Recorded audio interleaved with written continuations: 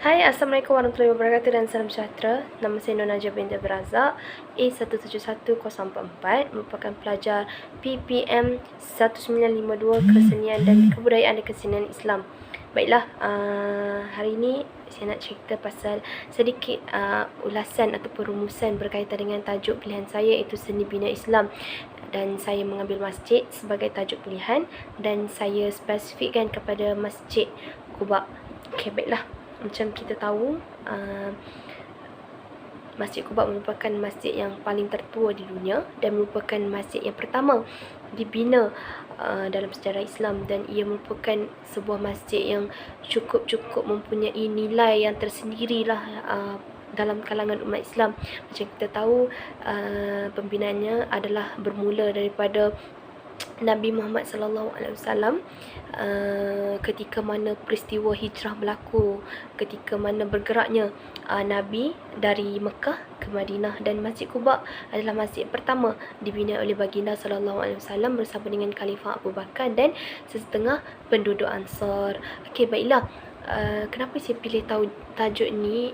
Disebabkan seni bina masjid itu sendiri ada nilai-nilai ataupun sentimen-sentimen yang cukup dekat dengan jiwa kita, ataupun saya sendiri sebagai seorang umat Islam, untuk kita memandang seni bina tersebut sebagai satu kurniaan Allah yang cukup bernilai atas muka bumi ni. Kita ada tempat ibadah yang cukup baik, yang cukup cantik, yang cukup indah, yang mana bila kita berada di dalamnya, ianya memberi 1001 nikmat yang tak boleh nak digambarkan dengan kata-kata. Dan memilih Masjid Quba ini disebabkan ianya mempunyai nilai yang sangat besar dalam dunia Islam untuk umat Islam sendiri. Dan saya melihat Masjid Quba ini sebagai satu masjid yang dibina atas pengorbanan kasih sayang Rasulullah sallallahu alaihi wasallam dalam menyebarkan agama Islam, dalam memastikan syiar Islam itu tersebar luas atas muka bumi Tuhan. Dan ketika mana Masjid Quba itu dibina di bumi Madinah, maka terpantullah cahaya ataupun syiar Islam di bumi Madinah tersebut, dan ia merupakan satu perkara yang memberi satu nilai yang cukup besar pada diri saya sendiri, dan saya pasti memberi perkara yang sama kepada umat Islam di luar sana apabila kita membaca sejarah pembinaan Masjid Quba di Madinah. Dan Masjid Quba juga merupakan salah satu tempat ataupun masjid yang wajib ataupun yang penting lah kita kata untuk diziarah ketika mana kita berada di bumi Madinah. Sebab apa? Yalah, kita nak rasa macam mana bila kita duduk dekat sebuah masjid yang dibina ataupun batu asasnya adalah daripada Rasulullah sallallahu alaihi wasallam sendiri. Itu kekasih Allah, Nabi kita, Nabi yang terakhir atas muka bumi ni. Kita nak rasa macam mana kemanisan berada dalam masjid tersebut. Tambah lagi bila kita beribadat dalam masjid tersebut, kita solat, kita berzikir, kita baca Al-Quran dalam masjid tersebut. Dan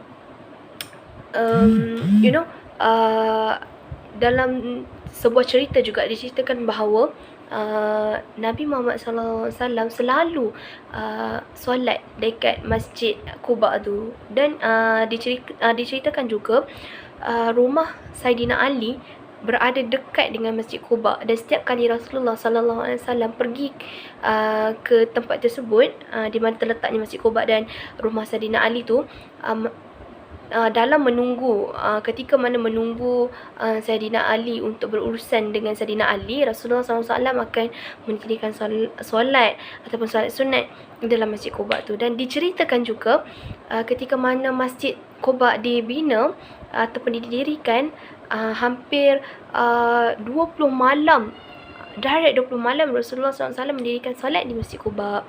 Okay, so sebagai penutup, sebagai kesimpulan, semoga kita berada dalam kalangan umat yang dipilih untuk melakukan ibadat di masjid dan terus mencintai masjid sebagai satu seni bina, dan tidak memandang masjid sebagai satu tempat seni bina saja, tapi memandang masjid itu sebagai satu rumah ibadat untuk kita mencari ketenangan, untuk kita mencari kebahagiaan dalam hidup.